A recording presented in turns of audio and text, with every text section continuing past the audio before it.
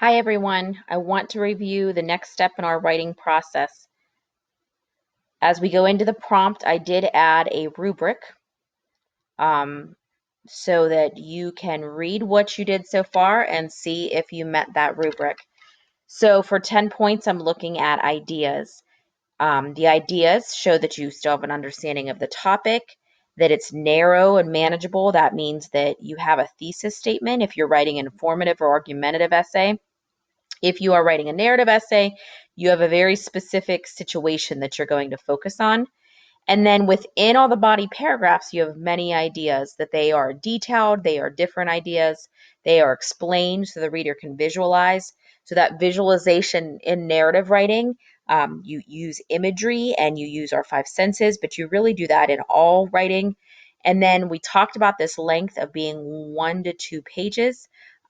We want ideas to make those pages, not just kind of run on ideas, not the same thing repeated.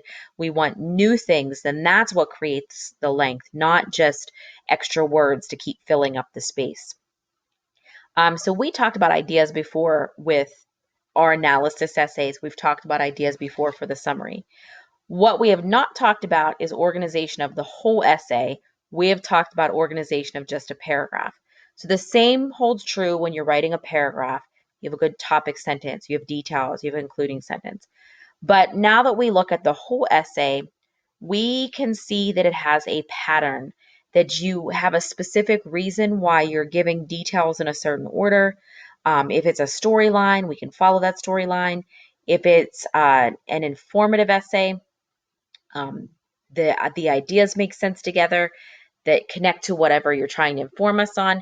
And if it's argumentative, there's a certain pattern of how you give counterclaims and rebuttals. We need to work on our introduction and our conclusion. We have an introduction. We want to draw the reader in. In this module, there's a handout on hooks, and there are some videos for you to watch about beginnings of essays. You don't want a boring beginning. Transitional words and phrases. When it comes to an informative essay and an argumentative essay, informative, you will say things like similarly and another idea, another reason why. Um, Argumentative, you'll use those same transitions as well as saying transitions that have to do with counterclaims and rebuttals. And those are on some different pages too. And finally, the conclusion. In the storyline, it concludes, but also if you're writing an argumentative or informative, you want to say why that information is important, kind of your final thoughts that you want to leave with the reader. The sentence fluency, if you go into the directions, that just says use a variety of sentences that flow together, but if you go into the directions, it repeats that these things need to be done. So I'm going to scroll up here. This is the part we stopped at last week. Um, Once you have your essay done, now we want to look at that sentence variety. We want to check your spelling and grammar. That's under the tools in the Google Docs, so you can fix that.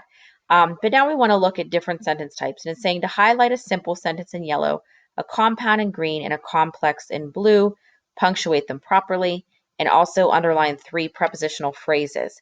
I was watching some of you who got to highlighting on Friday, and you are incorrect on some of the sentences. So make sure you look back at what a simple sentence is, a compound, a complex.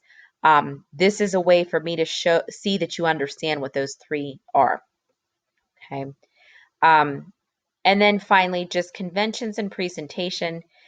Conventions, we want, few errors in spelling, usage, and punctuation, especially since you are typing this and you can use grammar check and spell check.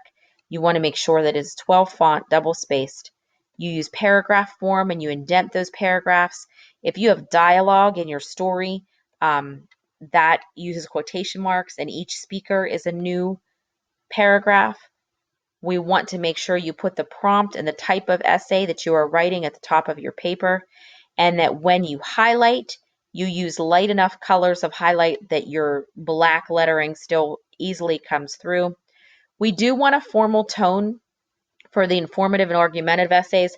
I did say I would be a little bit lenient on using first person, though you still want to try to do that. You still want to try to eliminate I as much as possible.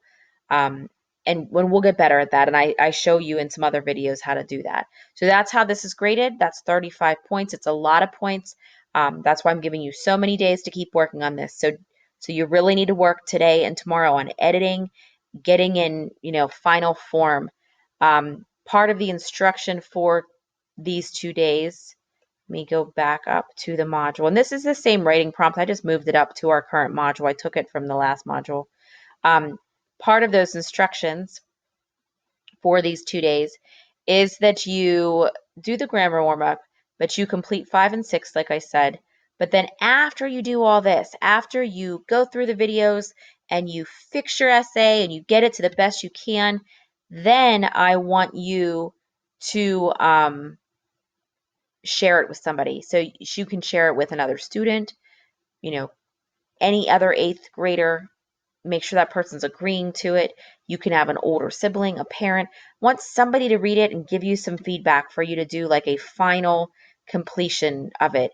And then I'm going to have a small proofreading assignment that you just tell me who fixed it, who read it to you, not fix it, who read it and what kind of suggestions did they give, what did they think was the strongest part of your paper, and then how did you take that feedback? Did you make any of the changes? Why did you choose to make them? Why did you choose to ignore them? Um, and then we want you to submit this essay by Tuesday night. Okay, so you have 2 days to get through this final essay and the final editing marks.